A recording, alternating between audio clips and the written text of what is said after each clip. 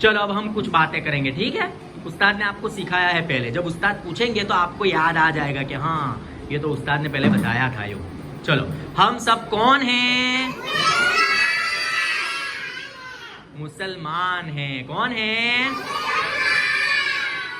और मुसलमान कैसे होते हैं? अच्छे होते हैं। और कैसे रहते हैं? अच्छे से रहते हैं सबके साथ। और क्लीन रहते हैं। कैसे रहते हैं?